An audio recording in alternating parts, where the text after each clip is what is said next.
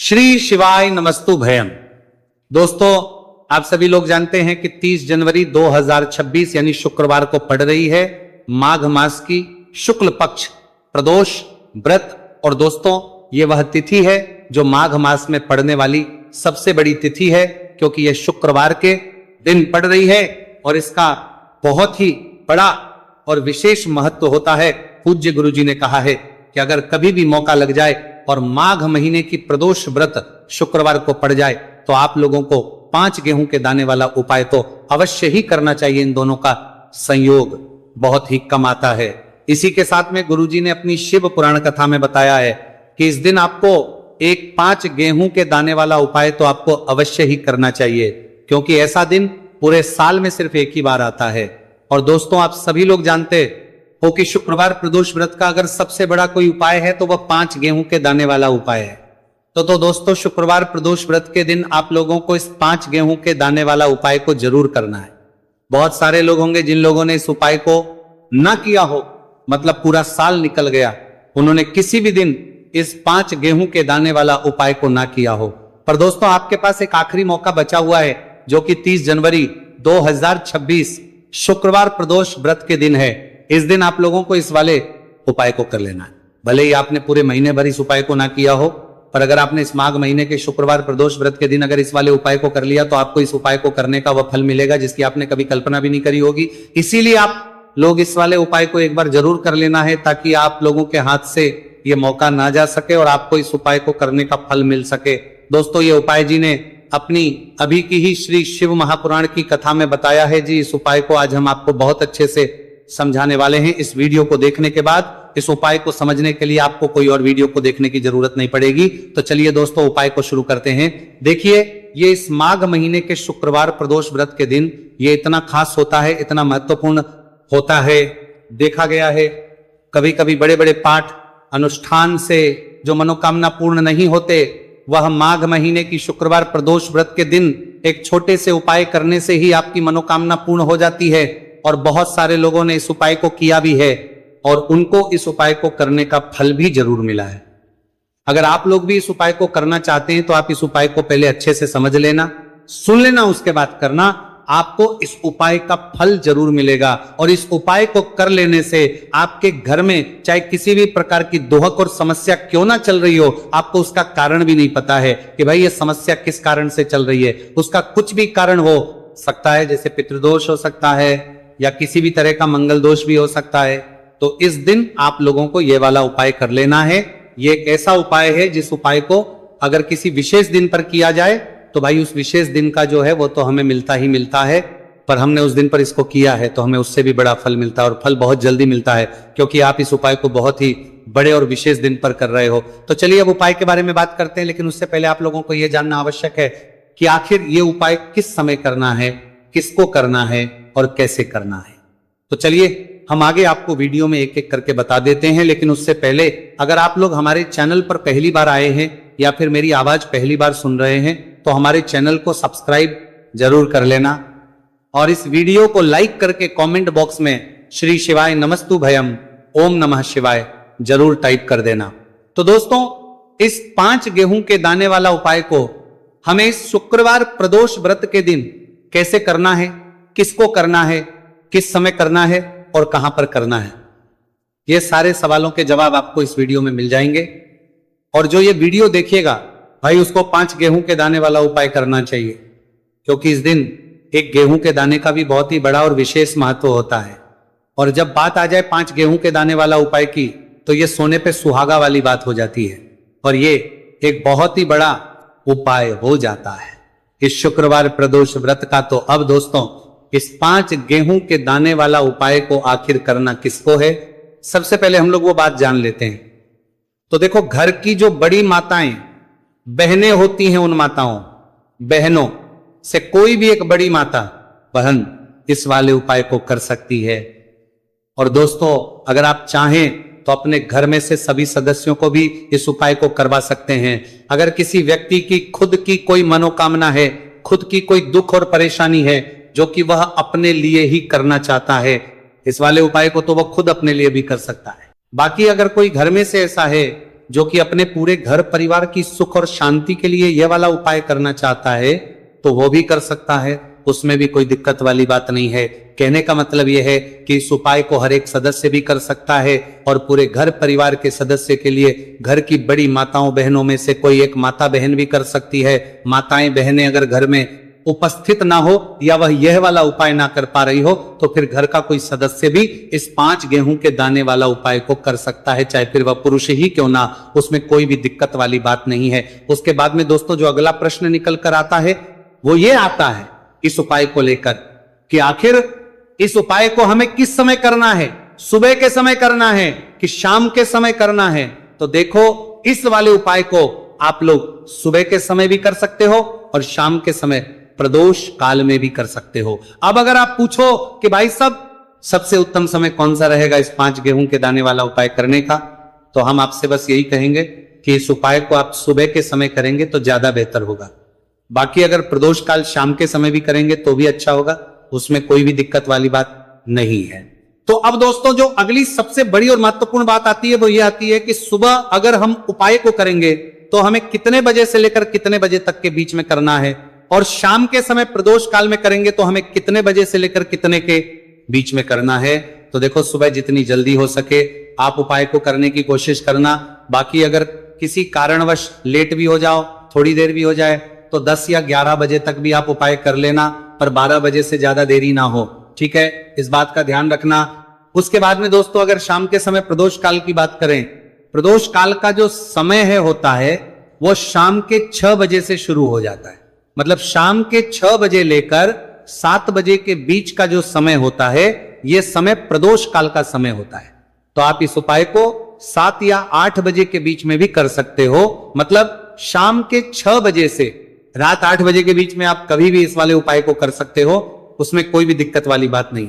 देखिए हम सभी को पता है कि प्रदोष व्रत की तिथि भगवान गणेश और माता सरस्वती को प्रसन्न करने के लिए होती है, और भगवान गणेश और माता सरस्वती जो है हमारे जीवन में सुख समृद्धि का कार्य करते हैं, हमारे जीवन में बुद्धि ज्ञान और विवेक की प्राप्ति करवाते हैं, हमारे जीवन की सारे विघ्न और संकट को हर हैं। ऐसे विघ्नहर्ता गणेश जी के ये 3 महा उपाय होने वाले हैं जो आपकी समस्त मनोकामना को परिपूर्ण करेंगे, समस्त बाधाओं को दूर करेंगे। देखिए पहला जो महा उपाय है विशेषकर बुद्धि ज्ञान और विवेक की प्राप्ति के लिए होने वाला है, और दूसरा जो महा उपाय है हमारे जीवन से धन संबंधित सारी परेशानियों को दूर करने के लिए होने वाला है, और तीसरा जो महा उपाय है हमारे जीवन से सारे संकट कष्ट और बाधाओं को दूर करने के लिए होने वाला है। देखिए दोस्तों पूज्य गुरु जी की कथा को सुन करके और समझ करके ही आपको समझाने का पूरा प्रयास करूंगा, लेकिन दोस्तों वीडियो में आगे बढ़ने से पहले वीडियो को लाइक करें। चलिए दोस्तों बात करते हैं प्रदोष व्रत पर किए जाने वाले पहले विशेष उपाय के बारे में। देखिए इस उपाय को करने के लिए मात्र आपको 5 गेहूं दाने लेना है। इसी के साथ आपको एक तांबे के पात्र के अंदर शुद्ध जल ले लेना है। देखिए ये जो उपाय है विशेषकर आपके जीवन से जितने भी संकट कष्ट और क्लेश है उन सभी को दूर करने वाला है। देखिए सबसे पहले तो आपके पास जो 5 गेहूं के दाने हैं उन्हें आपको थोड़ा सा गीला कर लेना है। देखिए दोस्तों ये जो उपाय है विशेषकर ये उपाय भी हम सुबह से लेकर के शाम तक किसी भी समय कर सकते हैं। देखिए सबसे पहले आपको 4 गेहूं के दाने भगवान शिव के शिवलिंग के सीधे तरफ जहां गणेश जी का स्थान होता है वहां पर आपको ये गेहूं के दाने रख देना है। देखिए गेहूं के दाने को रखते समय आपको ओम गण गणपते नमः इस मंत्र का कुल 11 बार जाप करना है। ये जो 4 गेहूं के दाने हैं आपको भगवान शिव के शिवलिंग के सीधे तरफ गणेश जी वाले स्थान पर समर्पित कर देने।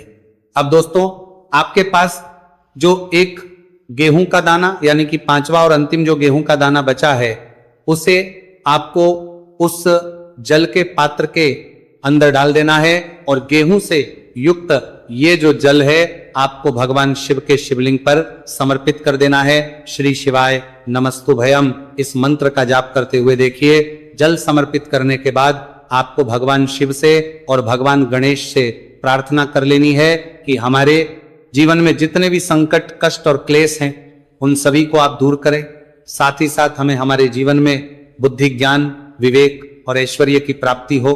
इस प्रकार से कामना करते हुए आपको यह पहला महा उपाय भी कर लेना है। अब दोस्तों हम बात करते हैं दूसरे उपाय के बारे में। देखिए, इस उपाय के लिए मात्र आपको 3 हरी इलायची लेना है। हरी इलायची आपको साबुत लेना है, खंडित नहीं होनी चाहिए, इस बात का ध्यान रखें। इसी के साथ आपको एक मिट्टी का दीपक लेना है। दीपक के अंदर आपको गोल बाती का प्रयोग करना है और उसे आपको शुद्ध घी से तैयार कर लेना है। इसी के साथ आपको एक तांबे के पात्र के अंदर शुद्ध जल ले लेना है और ये तीनों सामग्री लेकर के आपको पहुंच जाना है भगवान शिव के मंदिर में। देखिए, हरी इलायची जो होती है हमारे जीवन में धन पदा को बढ़ाने का कार्य करती है और हरी इलायची महालक्ष्मी को भी बहुत प्रिय होती है। साथ ही साथ हरी इलायची भगवान गणेश को भी प्रिय होती है, जो आपके जीवन से सारे संकटों को दूर कर देती है। हरी इलायची भगवान शिव को भी बहुत प्रिय होती है, जो हमारे जीवन में धन संबंधित सारी समस्याओं का अंत कर देती है।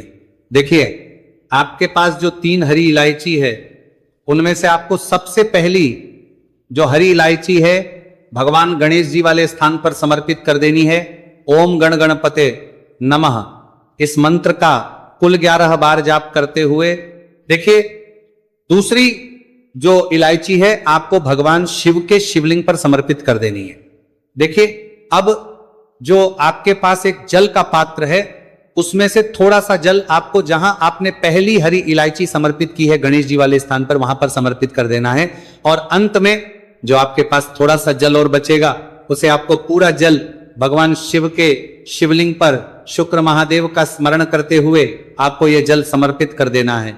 अब दोस्तों, आपके पास जो एक दीपक है उसे आपको प्रज्वलित करना है और आपके पास जो तीसरी हरी इलायची बची हुई है उसे आपको उस दीपक के अंदर डाल देना है और इस दीपक से आपको भगवान शिव की आरती उतारना है। यानी कि इस दीपक से आपको भगवान शिव की आरती कर लेना है और अंत में आपको भगवान से प्रार्थना करनी है कि यह जो धन मेरे जीवन में समस्याएं चल रही हैं ये सभी समाप्त होने लग जाए। इस प्रकार से आपको भगवान गणेश और भगवान शिव से प्रार्थना कर लेनी है और ये दूसरा उपाय भी आपको कर लेना है। देखिए दोस्तों, अब हम बात कर लेते हैं तीसरे महा उपाय के बारे में। देखिए दोस्तों, इस उपाय को करने के लिए सबसे पहले हमें मात्र 7 हरे मूंग के दाने लेना है। देखिए, हरे मूंग के दाने से भगवान गणेशा हमसे अति शीघ्रता से प्रसन्न होकर के जो भी मनोकामना है उसे परिपूर्ण कर देते हैं। तो इस प्रकार आपको 7 हरे मूंग के दाने लेना है। हरे मूंग को लेते समय आपको ध्यान रखना है कि ये कहीं से भी खंडित नहीं होने चाहिए और साथ में आपको एक तांबे के पात्र के अंदर शुद्ध जल ले लेना है। देखिए, ये जो उपाय है विशेषकर बुद्धि और ज्ञान की प्राप्ति के लिए है। यदि आप चाहते हैं कि आपके जो बच्चे हैं वह हमेशा ज्ञानवान रहे, पढ़ने में उनका मन लगे, तो आपको शुक्रवार प्रदोष व्रत पर यह उपाय करना है। देखिए, ये जो उपाय है आप सुबह से लेकर के शाम तक किसी भी समय कर सकते हैं। देखिए, बहुत से लोग पूछते हैं कि क्या ये उपाय हम घर पर भी कर सकते हैं? तो विशेषकर आप ये उपाय घर पर नहीं कर सकते हैं। देखिए, ये जो उपाय है आपको केवल और केवल मंदिर में ही करना है। देखिए, आपके पास जो 7 हरे मूंग के दाने हैं उन्हें आपको सबसे पहले तो थोड़ा सा गीला कर लेना है। अब देखिए दोस्तों, आपके पास जो 7 हरे मूंग है उनमें से आपको 4 हरे मूंग के दाने अपने सीधे हाथ में लेना है और श्री गणेशाय नमः या फिर ओम गण गणपते इस मंत्र का जाप करते हुए ये जो 4 हरे मूंग के दाने हैं आपको शिवलिंग पर सीधे तरफ जहां गणेश जी का स्थान होता है वहां पर समर्पित कर देना है। अब देखिए दोस्तों, आपके पास अभी भी 3 हरे मूंग के दाने और बचे हुए हैं, तो उनमें से आपको एक हरा मूंग का दाना माता अशोक सुंदरी वाले स्थान पर समर्पित देना है और फिर एक हरा मूंग का दाना नंदी जी का जो पैर उठा हुआ होता है वहां पर आपको समर्पित कर देना है।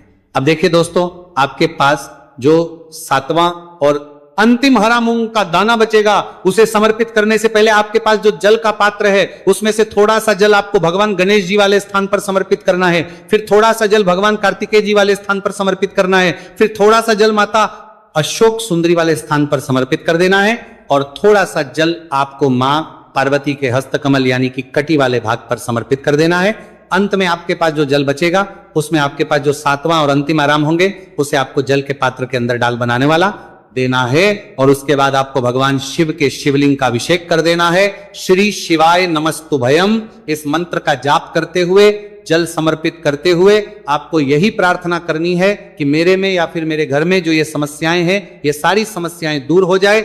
ऐसे आपको प्रार्थना करनी है कि हमारे घर में बुद्धि, ज्ञान और विवेक की प्राप्ति हो। इस प्रकार से आपको यह तीसरा महा उपाय कर लेना है। तो दोस्तों, ये थे पूज्य गुरु जी द्वारा बताए गए कुछ बहुत ही खास उपाय। अगर आपको जानकारी अच्छी लगी हो तो वीडियो लाइक करिएगा। मिलते हैं फिर एक नए वीडियो के साथ। श्री शिवाय।